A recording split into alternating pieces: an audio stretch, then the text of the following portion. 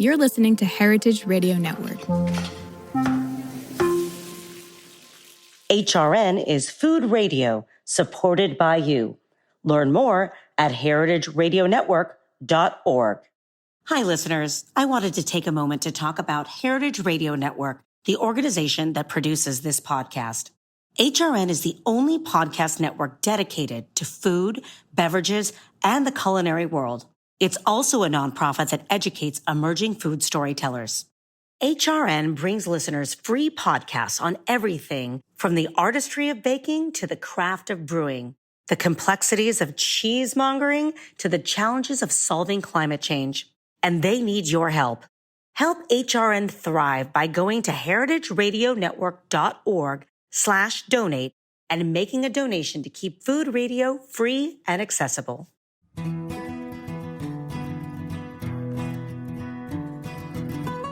This episode is part of our special series on Canadian foodways, which I'm calling More Than Maple.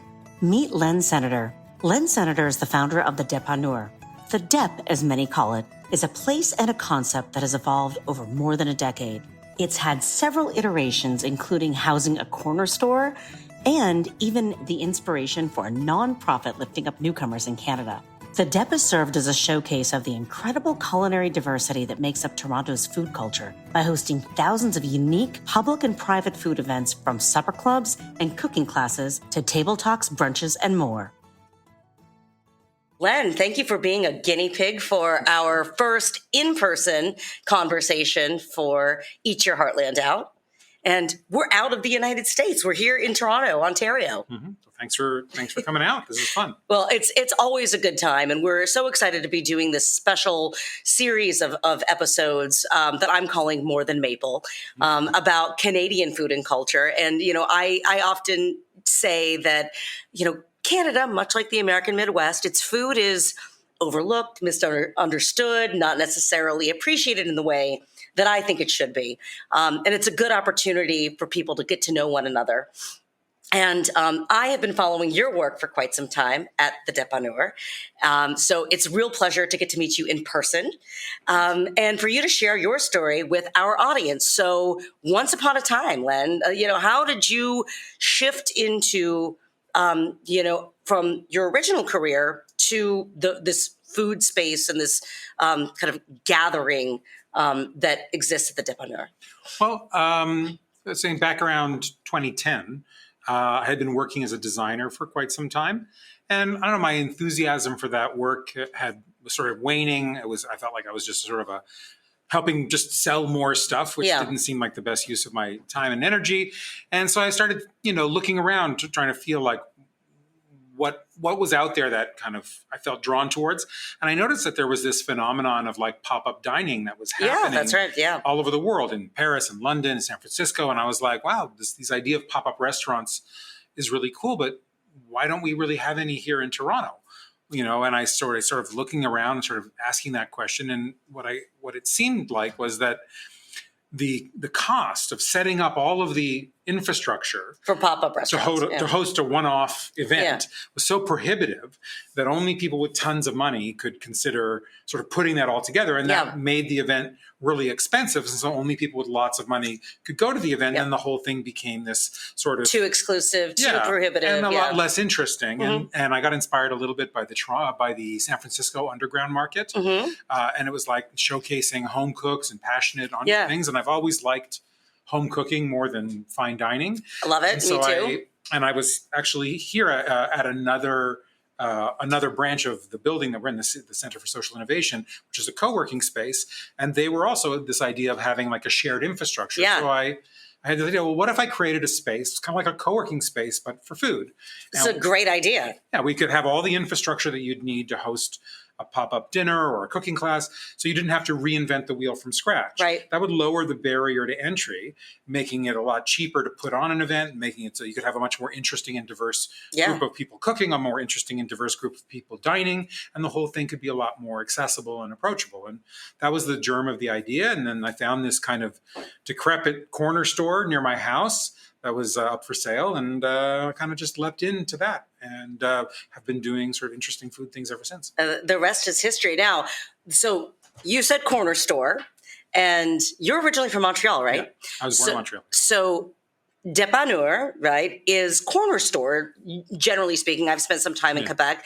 Dépanneur, the dep is corner store. It would be like bodega. It's like Right. it's just like a local slang for the corner store, but it has a kind of a oblique etymology. So, like in France, a dépanneuse is a tow truck, Yep. and the dépanneur is the person driving the truck.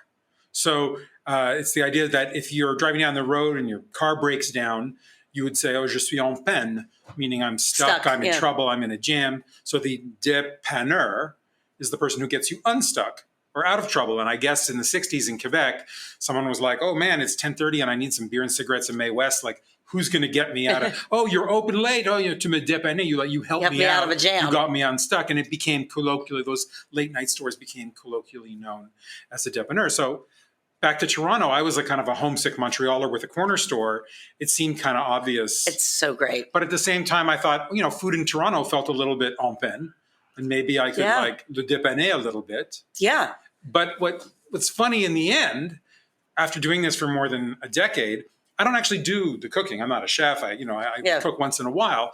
But really my job is to make sure that things don't get stuck. Yep. And that, make sure that the show goes on. So I actually kind of prophetically became literally a dépanneur far more so than I ever could have imagined. And just getting to know you in the last few minutes, I can tell that dépanneur spirit. I mean, you came prepared with all kinds of gear, making sure that, no matter what we needed on the tech side, we had never met before. Right now, we had a chance to speak, but you, I can tell, are very well equipped to, rise to any occasion and get anything unstuck. Well, we've done like thousands of unique pop-up food events. With working with all kinds of different people from all different. I have a cookbook with 100 different recipes from 100 different people from 80 different countries, a lot of whom who have never written a recipe before. So, one thing that's kind of emerged from this whole sort of adventure is, you never know exactly what's going to happen. You can kind of like plan for the hope for the best, but plan for the worst. Right. No, absolutely. And, well, I want to go back to your cookbook and talk about that more extensively. But you'd mentioned you've done thousands of unique events. And it's 2025. This origin story is 15 years old. There's been a lot in between in the last 15 years. Give our listeners a snapshot of sort of the early days at the dépanneur, what kind of events you were hosting, who was coming, who was cooking, who was dining, and then we'll kind of pick up from today. All right. Well, when it started, I had this ambitious idea that we would be a sort of like little corner store during the day selling milk and eggs and bread, and then we would also be like a cafe corner store. We'd have a brunch on the weekends, and we'd do some events in the evenings. Yeah. And I set out to do that. For the first year, and it turned out to be a total disaster. The daytime cafe thing just completely didn't work, and I completely ran out of money, and I had to completely reconfigure the whole business after I was sort of hit rock bottom at a certain point, and just ended up got yourself unstuck. Yeah, exactly. I sort of had to sort of wind down the daytime cafe corner store thing. I thought, there's a million cafes. How hard can it be? Right. Apparently, really hard. Turns out it's actually pretty tough. But I doubled down on the event stuff, on the classes and the dinners and the pop-ins and the drop-ins and the brunch, and kind of used that to kind of lift it up out of the hole I had dug.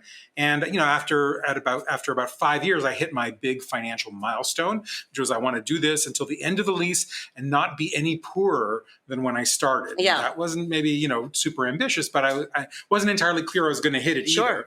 So we made it. It got exciting. That was cool. We had picked up. We were doing lots of different events, getting some momentum. And then in 2016, things took an interesting twist.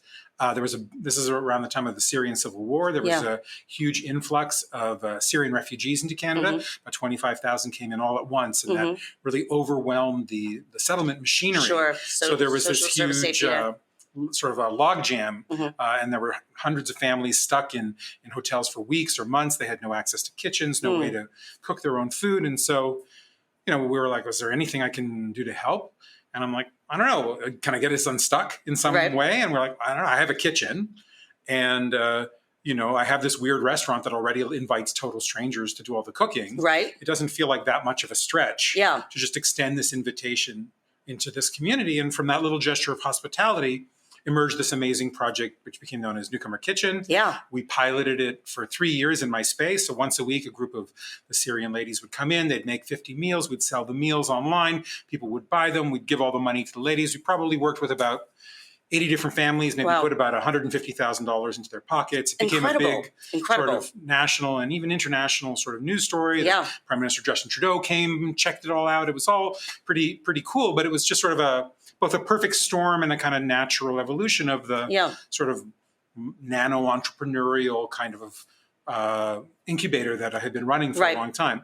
So we did that for 3 years. It went on to become its own standalone nonprofit organization. I'm no longer involved in it. And I sort of refocused my efforts on more and more events at the DEP because, rents were going up. I had to keep up. And by 2019, I think we're probably doing about 300 events a year. Like we were keeping, and there's only 365 days in a year. Yeah. So you were keeping very busy. Very busy, doing sometimes we're doing multiple stuff each day and, just trying to keep up. And it's getting a little tiring. And I saw the rent going up and I kind of decided, maybe I should take a break after 10 years. I was going to turn 50. When I was 25, I had taken a gap year and traveled around the world. And now I thought maybe this would be like the quarterly report. Like any 25 years, I'll take some time off, stop and think. So I had this idea that would be my 50th birthday present. But then we walked into 2020 and everything changed. Yeah. Then there was nowhere to go. And all the sort of financial underpinning of that idea kind of changed. So like everybody, we tried to turn the ship into the storm as best we could. Started serving, takeout through an open window. And I started to reach out and figure out how I could support all the hundreds of people we'd worked with because we couldn't do the same kind of events. Started gathering their stories and recipes. That became the kind of core of the idea of the cookbook. Yeah. I started doing some due diligence on this project. What would it take? I discovered that the only business model worse than the one I already had was the Canadian Cookbook Publishing business model. So I thought to do the book that I thought would really do justice to these amazing talents, would have to do it a different way. So we did it as a Kickstarter. It went on to become Which I participated in. Yes, full disclosure. Thank you very much. Went on to become the most successful Canadian cookbook Kickstarter project ever. Then the publishers were very interested. Of course they were. Yeah. And so we were able to work something out with Simon & Schuster, and we got that off the ground. At the end of 22, we kind of shut down the Depanneurs location after 11 years. Put everything back into the great garage sale from whence it came. I took some time off to travel and work on the book remotely. And it just got released last year. It's about a year out. It's available nationwide, in all your independent bookstores, but also on Amazon Indigo. I think that Amazon States has it as well. Yep. And and so it's got, like I said, 100 recipes from 100 different people who cook there, along with their stories. It has a bit of memoir, a bit of manifesto. Which is great. I threw in 5 recipes of my own that are all made out of leftovers from the other recipes, because that's all I ate for like a decade. That's incredible. And so when that came out, on the heels of that, I was interested in doing a bunch of things to sort of promote, to celebrate the book and work with some of these people again. We have now sort of getting out of the sort of post-lockdown. So we did a whole bunch of pop-ups. I kind of flipped the script. Now I was hosting pop-ups, in some cases in restaurants that had started as a pop-up at the Depanneur. Amazing. Right. Yeah. So full circle. Yeah. And so we started to do these things and got some momentum. And I thought, okay, maybe it's time to come back. And so I got into a conversation with Tanya Sermon, the CEO here of the Center for Social Innovation, the building we're in now. I'd known her for a long time. And she also was, a longtime believer in the power of food to foster community and deepen conversations and build connections. And she was curious, could we bring the DEP's style of sort of purposeful gathering into the CSI ecosystem? And so we sort of started kicking that idea around, and we had settled on this beautiful room, which was used to be her private executive networking lounge. And we decided to convert it into a sort of, a culinary studio and sort of private dining room. You got a great kitchen. Yeah, we just built that whole kitchen sort of from scratch and created a space where we could start to host events. And so starting last summer, last fall, we started picking up and hosting events. And now the DEP's, I'd say, more or less back in full swing. We're hosting, several events every week, and I think I've got 5 coming up over the next 3 days. So. Which I want to talk about as well. I want to talk about all of these things. Yeah. You have given us such a great overview of everything that you do, and your energy, your enthusiasm, your purpose-driven, core is very apparent and absolutely infectious. I mean, I mean that totally sincerely. It's certainly inspiring to me. And as you've been talking, I've been thinking about, okay, there are so many things I want to ask you about. I'm first really curious about how you identified the people that would come and cook. I mean, outside of the newcomer kitchen stuff, which seems pretty self-explanatory, but if someone was going to be essentially, participating in a pop-up event at the Dep in the early days, how did you identify who was going to be those people, or did they seek you out? It was always a mix of both, and this was sort of early days of social media where you actually could reach out to a lot of people and get back to people who followed. And I put together an email list of all the people that I knew. I said, I'm starting this new project. And so if you know people who would be into it, there was another project at that time in Toronto, inspired also by the San Francisco Underground Market, called the Toronto Underground Market. So they were having these big once a month events that, with, it was a different scale, but they were inviting a lot of sort of, independent food entrepreneurs to come and showcase. We never had a great food truck scene in Toronto because we have a bit of a recalcitrant urban planning sort of city bureaucracy thing that really hasn't encouraged it, which is a pity because we have the people and the talent and the ingredients and the diversity. We could have a great one, but we have hot dogs instead. But so I would go to that and I'd meet people and be like, oh, I love what you're doing. I've got a place where you could come and do this if you want, that didn't have like 50 other people doing it at the same time. And so I would solicit people. I'd go to food events and try to find. What were you looking for? I mean, were you looking for just anything? Specific, ethnic, were you looking for, there's a huge Portuguese population, for example, like, were you looking for something specific like that? Or were you looking for, you do vegan, you do, it was, I have to say it always has been and continues to be kind of a little serendipitous. I try to have a nice mix. I try not to like overload any one particular thing, but it's a very much sort of first come, first serve, see what happens sort of vibe. But also a question of like, we kind of test it out and see what sells and what doesn't and what's where people are enthusiasts. Depends on the people. Some people, they do it once, they've had fun, they never want to do it again. Some people become regulars, some people grow out of it. Some people do it just in between gigs. Some people have never cooked for the public before. Other people are like very accomplished professionals, but they don't have the freedom to cook the food they really love at their job. So they come. Oh, that's great. So it really is hugely diverse. But at the early days, it was just like anybody who would come and do it. I was like, all right, let's just give this a try and see what happens. And then it slowly accumulated very organically and virally because each person who would come would go, oh, this is fun. And it was designed to be small. We only had 24 seats in the old place and these little electric stoves. And so if you could do like Christmas dinner, you could do this. If it was 50 people, you'd need a different skill set. You'd need different equipment. You'd need So it was really designed to be within what a regular person, an enthusiastic home cook could realistically pull off. And it's one meal, and it's always family style. It's platters everybody shares. That's really essential.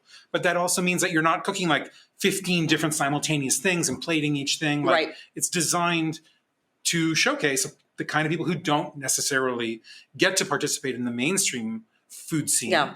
And by lowering that barrier to entry, what it really did is all of this diverse talent sort of rushed in to fill that space because it was an easy on-ramp. And so it became really diverse and it became, primarily women and immigrants and people of color, not because that was my editorial mandate, but because that's where the talent that couldn't get a foothold in this incredibly expensive and competitive But you helped space. Facilitate that. Yeah. And again, it was part of the ethos, but it wasn't like that was the mission. Right. It was just naturally that's what happened. Which is great. I mean, that's, everything kind of coming together, with purpose, but not forced. Yeah. Which is great.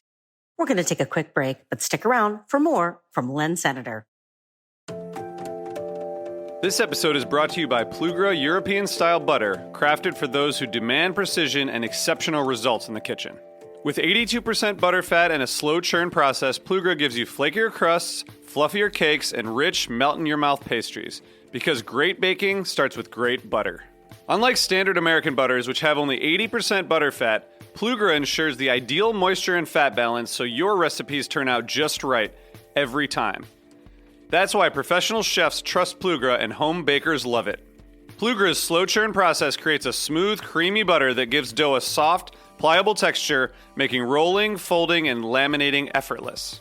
Whether you're perfecting a buttery pie crust or layering a delicate croissant, Plugra helps you bake with confidence. Experience the difference for yourself. Find Plugra in stores near you or visit plugra.com. That's Plugra.com. You know, I'm listening to you talk about all of this, and I'm just like, wow. For someone who didn't come from a food background, who, says, you are an enthusiastic home cook, how, to have this vision and to scale it without any real context in an industry. I mean, how did you find that was a heavy lift for you?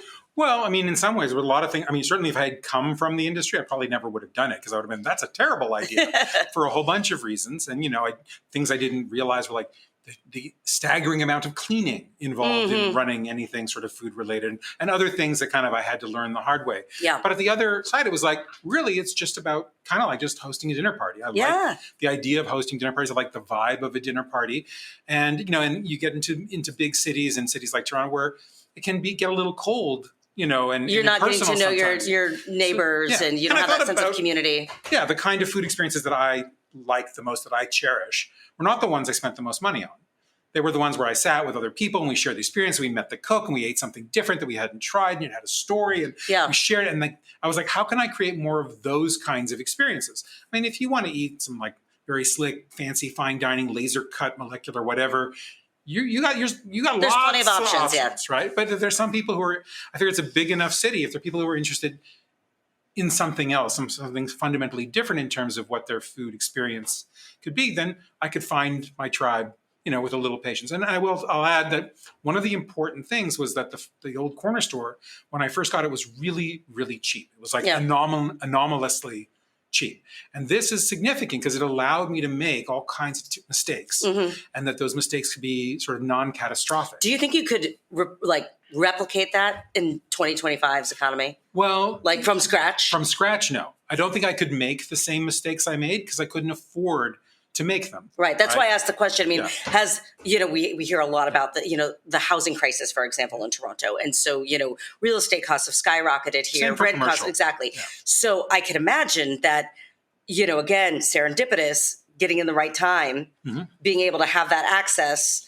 in 2010. You may have not been able to do this from scratch today in 2025. Well, there's other bits of luck and privilege at play. Like when I was a designer and I actually had a little design company, I didn't have a lot of other cripplingly expensive hobbies. So I just saved my money and I got my house that was like, it had been gutted by someone and abandoned. And so we got this cheap house and fixed it up. And because I didn't do that as sort of like brilliant economic foresight. I just did it because it was that time in my life and I could afford to do it and I had help. And so I got the place and I was able to fix it up and I rent out 2/3 of it and I live in 1/3 of it. And that's how I afford to live downtown. And because I had the good fortune to set up that foundation, I could afford to do this project that took a long time to break even. Yeah. I think, one way of looking at it is that I subsidized this crazy project with my rent for years before it broke even. The other way of looking at it is I kind of redirected that privilege into making this thing possible.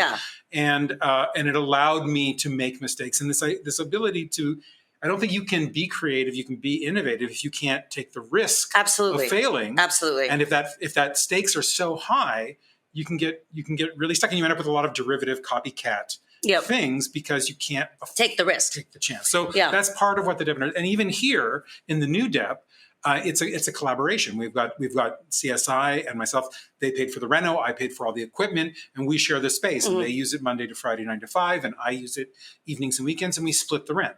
So that's one way that made it more affordable. That's great. Then I've also worked with an amazing organization called the Canadian Centre for Food and Ecology, which is a new nonprofit that's trying to figure out ways to help Canadians make more environmentally responsible food choices. That's great. They didn't have a footprint in the physical world. They were just an organization. And I reached out to them and I said, well, you could just rent a boardroom or an office, or you could actually have a place with a kitchen and a dining room that could be a laboratory for your food ideas. Would you want to make this your space in the world? And they said yes. And so they sponsored us and helped offset a lot of the startup costs. That's fantastic. Which basically stretched that runway, for the first year, allowing me breathing room to get this new generation of the business off the ground. And the fact that it is not my first rodeo, I think also makes things a little easier. Yeah. But to answer your question, like, yeah, to start this right now from scratch in this rental climate, I don't think it ever could have happened. Well, we're lucky that you got in when you did. Yeah, not a lot involved. And able to continue the spirit of the DEP in this, sense of collaboration with all these different organizations that are like-minded with, shared values and that sort of thing. Now, you're just saying you have just a couple events coming up this week, which is really incredible. And I've taken a look at the website and wasn't able to make the last one that I was intending on going to, thanks to my pup, Marshmallow. Damn you, we love you. But anyway, one of the things that struck me, which is the event that I wanted to go to, and I want to make sure that you talk about it, is that Indigenous Food Lab, because that seems like that is a staple, almost like a signature program that you guys. It is something that is not a one-off. It is, it might look different from program to program, but the Indigenous Food Lab is seems like a constant here at the DEP. How did that get started? So go back a couple of years. I think it was 2015 or 2016. But anyways, Canada had this sesquicentennial, this 150th sort of since the Confederation, Confederation, and so they did this program called Canada 150. And I took one look at that and I was like, "Oh, come on, are you kidding?" And so no First Nations, no. Yeah, it's like, so I reached out to a chef that I had worked with, Taylor Parker, who's himself, he's a Mohawk Six Nations. He's from Brantford, and I said, can we do something on for Canada Day that's like just so we did Canada 1500. We just tried to like shift play on it, and just kind of like shift the perspective a little bit, right? That everything about Canada didn't start and stop 150 years ago, and so and then that he became a staple. Every Canada Day we would do that again, and we did a bunch of other cool events together. And I actually learned a lot of things about other relationships to food and foodways through working with him in an interesting way. I write a bit about it in the book. And then when I started the new place, I was like, I had done the Syrian thing. That was really cool. It had its moment. It was now off in its world. Oh, just a little small side note. When I moved into this space, the new office headquarters of Newcomer Kitchen were just down the hall on this floor by total coincidence. That's crazy. So they started... Again, full circle moment. Yeah, they started in my house, and now I started in their house. So kind of cool how that worked out. But so I reached out to him and I said, "Hey, I'm gutting this new space up off the ground, and this idea of like, so to give you to start just to lay the groundwork for this. We live in one of the biggest cities in North America. We live in the biggest city in Canada, one of the most diverse cities in the world. You can go out, you can eat almost anything from almost anywhere in the world, except the country you actually live in. There's not a single Indigenous-owned restaurant in the whole city. There were two pre-COVID. They both shut down. They moved back to their respective communities. They do pop-ups and festivals and powwows and things, but there's no bricks and mortar. There's one Indigenous restaurant that has Indigenous staff and an Indigenous menu, but it's not Indigenous-owned. It's not necessarily in and of itself a problem, but is contentious within different sides of the community, depending on how you look at it and depending on how forthright and transparent they are about this. And so this just seems like a hugely egregious omission in a food city like this. No question. And for a number of different reasons. And Canada has been working on this, or nominally anyways, on this idea of truth and reconciliation and kind of looking back on our own legacy. And, I can't think of a better way to attempt to connect to that than through food, because that's the way I connect to a lot of topics. And so we reached out and I said, why don't we do something together? We'll make a dinner.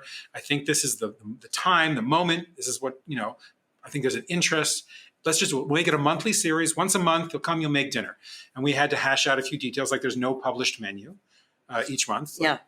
For a few reasons. I can get into those. Yes, please do, because I was just going to ask. But we've made this a part of the new project. And it's one of the things that I kind of want to lean into in this new DEP 2.0, because I think it's one of the important issues that both touches food and is also much bigger than food. Yes. At this moment in time. Well, as far as the no menu, there's a few things there. One is I think it just appeals to Taylor. It allows him to improvise at the last minute, to go to the market, to see what's fresh, to kind of like, keeps it exciting and fun. But I also think it shifts a whole bunch of fundamental assumptions that have become really baked into ideas of restaurant foods. Like, if you think about a regular restaurant that you can go in and you can expect to eat the exact same thing, prepared the exact same way all year long, completely You're regardless definitely not getting those ingredients in your backyard. well, but just the idea that you can offer the same dish,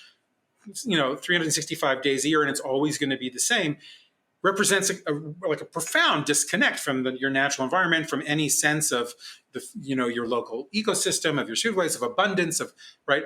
That it's a very fundamentally colonial idea, Absolutely, around where food comes from, and and Taylor made it evidently clear when we like nature is not a Walmart. It doesn't just stock everything whenever you need it, and you can't say today, oh, I'm going to have that for dinner in 2 months. That's just not historically how it's worked. And I think so the role of the chef changes. Instead of I'm going to make this dish exactly the same way all the time for years and years, I'm going to make whatever we have on this particular day as delicious and beautiful and nourishing as is possible. Yes. And this particular thing may never be made again. Mm-hmm. And that's just a very different way absolutely to approach. Well, and that is, I think, and I would suspect maybe part of the objective is to, shift that mindset and decolonize the menus and have these conversations, which is something else I wanted to talk about. It occurred to me when you were talking about how everything is served family style. Mm-hmm. And also how your personal experiences that you've enjoyed in your own life, haven't been the most expensive, been the ones where you've like gotten to meet the chef and, spent a lot of time talking and those kind of things. How important are, conversations and learning opportunities to the DEP and its programming? Well, I would say I'll introduce this idea of the MacGuffin. I don't know if you're familiar with this, but it's something from that Alfred Hitchcock talked about. It says it's something in the movie that in and of itself is sort of totally irrelevant, but without it, like there's nothing to move the story forward. Mm-hmm. So okay, you look at an example, I'm learning something new, like the Maltese falcon, right? Mm-hmm. The fact that it was Maltese or the fact that it was a falcon is like completely irrelevant. But without the Maltese falcon, there's no story. Nothing moves the story forward. So you could almost argue, and sometimes I said, I'm not really in the restaurant business because I don't operate sort of in this economics of restaurant. I'm actually in the sort of interesting and meaningful human experience business. And I just chose food, right? Because it seemed like the MacGuffin. It seemed like the thing that would move the conversation I'm going to have along. to hold on to this MacGuffin bit because this is exactly how I see the show that I do on television, America the Bountiful. The show, the food is, I say, the food is our tour guide. It's the means by which we tell the story. Mm-hmm. And it's the souvenir of all this history and personal experience and stories and immigration and that's right. and nature and agriculture and all these things. Yes, you're speaking my language. Yeah. So to answer your question, the connections that happen around the table is really what I'm about. Yeah. And we just use food because it's a really easy way to do that. And family style is really crucial because instead of sitting at the table and you get your plate and you order your dish and maybe you don't even make eye contact, it's like the big platter comes around, you have to share it and pass it. And just right out of the gate, you have a different relationship. Yeah. Right. And you're already communing because you're not, you're breaking down that barrier with those, walls. It's almost like when you sit at like a hibachi, and you're getting cooked at in front of the table, but you have your little place and you're sitting there and no one is talking to one another. They're like this, but you have that opportunity. You have to reach across the table. Then you end up starting a conversation. You pass to each other and it's right. It's the experience is shared with the food. And I'll turn this back to our previous note around the Indigenous Food Lab and how this ties into it. Just for what it's worth, this Toronto and its sort of environs, it's under a treaty that was known as, or a covenant known as the Dish with One Spoon, right? This is the Dish with One Spoon Wampum Government. It was an agreement between the Haudenosaunee, the Anishinaabe, the Mississaugas, the Credits, and they kind of came to an agreement on how they would steward this particular land. I'm not going to get into all the details, but just take 2 seconds and let's talk about just the title. The name, yeah. Right? So this idea of the Dish with One Spoon, it tells us a few interesting things right off, that if we eat together, we're connected, we're bound together in some sort of web of reciprocal relationships and obligations. And if there's one bowl, we all have a shared responsibility to keep it full, to keep it clean. If there's one spoon, we have to pass it around if everyone is to be eaten. Right. If this is how much we're going to glean just from the title. Yes. How much is there to discover as we unpack this more, right? And so you can see that reflected in why we always choose to go family style, because in that is the reason that you eat that way. Yeah. And I feel like with the cookbook, you are carrying that ethos forward, right? Because it's not just recipes, as you mentioned. It's stories, it's history, it's almost capturing some of that oral history that you might get around the table, but communicating it through a book. How did you select those particular recipes? Same like the rest of it, very serendipitously. It's like whoever happened to be around at that particular time. I mean, there was a few things I wanted to make sure, so a few favorites here and there, but it was like we were mid-COVID. It was like who was available, who could come in. We were using the sort of shuttered Depp as our test kitchen. And I was going to say, you're going to have to, you have to test all the recipes. I'll just say this. If you ever decide you want to make a cookbook. I've done it. Right. I would suggest if you're doing a anthology of 100 contributors who have never written a recipe and maybe don't speak English as a first language isn't the easiest way to do it. I did it with 52 and English was their first language and it was hard. So I feel you. So it was a challenging project, but it was incredibly rewarding. And to me, because and this ties back to your original thing, which is about Canadian foodways. Toronto is this incredible city to eat in. You can eat almost anything from almost anywhere, and it's usually really good. Yeah, I mean, just walking here 10 minutes, I spotted Georgian. I mean, there's everything. But there's almost nothing that you can only eat in Toronto that's unique or specific to Toronto. Yes, I'm so glad you brought this up because this is something that I wanted to circle back to, because at the beginning of this conversation, you're talking about how the food was en peine here in Toronto. It needed a little bit of a nudge to get unstuck. In the last 15 years, what have you seen changes in the food scene here in Toronto? What does it look like now? Yeah, I mean, to my mind, it just gets better. It gets more diverse, more interesting, more authentic. When I was a kid, there was a Chinatown, but it was had a very sort of strong Cantonese focus. It was a lot more homogenous. Now you see regional specialties from every single province in China. And this is just in the quaint little downtown Chinatown. And you go out to the big ones in the burbs, and it's absolutely mind-blowing. And we have fabulous supermarkets representing pretty much every culture of the world. I mean, it's an incredible food city in that way, as again, with that one notable exception that I mentioned. But we're such a young city. We're so diverse. We haven't really had the time, and we also don't have a relationship to the ingredients of our terroir to build a cuisine that is unique or specific to our city. And so in that way, the Depp and Her Cookbook, in being about everything from everywhere all at once, reflects the city that I live in a way that I haven't really seen in a book. Right. This is what Toronto tastes like. Yes. What I like, about living and eating in this city. That is such a profound, I think, thing to start to wrap up our conversation on, because, you had said you can get everything from around the world here, but nothing that is specifically from here. But at the same time, it's that very complex tapestry of flavors that you can argue is what makes up Toronto's foodways, right? It is this, magnet and mecca for people from all across the world, and an opportunity to learn about different cultures and taste, different types of, food from across the world, all in one place. And that makes Toronto special. And cool things are starting to percolate when you put all the mashes on. I passed by a place on Bloor that had Vietnamese pho poutine. Oh, wow. I went to a place that Talk about fusion on fusion. Oh, yeah. I passed by a place in Cabbagetown that had Hakka jerk. I think they had a Hakka jerk platter or something like that. Amazing. So it's like, you bump these people up again. There was a place I think that used to have Jamaican momos, right?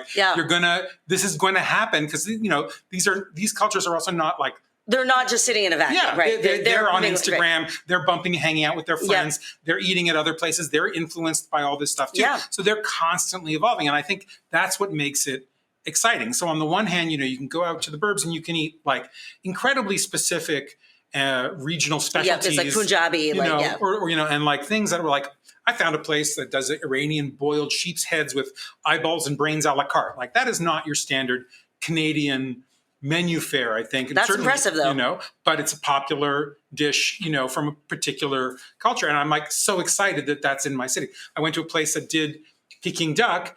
They've been doing it for 150 years, but their only outpost outside of China is in Markham. So we've actually become a magnet for certain kinds of things. And on the other hand, there's this whole second generation, third generation community that's bringing all of this and Yeah. then playing with it and having Right. fun with it, and you know, Putting their own twist. You could argue that they're gentrifying it, but that's the nature of the beast. Right. That's what second and third generation people do. Right. And then it evolves. It evolves. and they make it new and they make it fresh and they make it fun. And I'm excited about that too. Yeah, and the DEP is part of that landscape as well. This is just, and I want to say thank you because I'm going to be joining the DEP to do a little table talk. Yeah, that's awesome. May 1st, and you know, at a time where using food as a way to have meaningful conversations, build bridges, and it's a tough time right now here in North America. So bring friends together, U.S. and Canadian, and talk about our common culture, our common landscape. I'm excited to have that opportunity on May 1st to come here at the DEP. And the table talks are pretty much the only time I ever do the cooking. And I'm really excited because I'm going to be doing 3 specialties from Ohio. I'm going to do I know, my home state. The Akron sauerkraut balls. Yeah. The Cincinnati chili 5-way. And the Buckeyes. So I'm really going to have some fun. I do a really good Buckeye pie if you want some help. All right. I may, but that's like a twist on the Buckeye. Okay. And I'm looking forward to telling the backstory of the Buckeye. Is it a confection? Is it a cookie? Is it a candy? Right. That's, there's a whole conversation around that. That is going to be great. This has been so fun. I wish I had more opportunities to do things in person. But this has just been great. Thank you for welcoming me here into your home of the DEP. And sharing your story and the story of Toronto's incredibly diverse food landscape with our audience. Thank you so much for having me.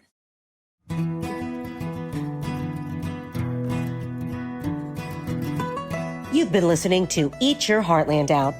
This episode was produced by me, Capri Cafaro. Our audio engineers are Liam Warner and Armin Spengen. Theme music by Jason Shaw.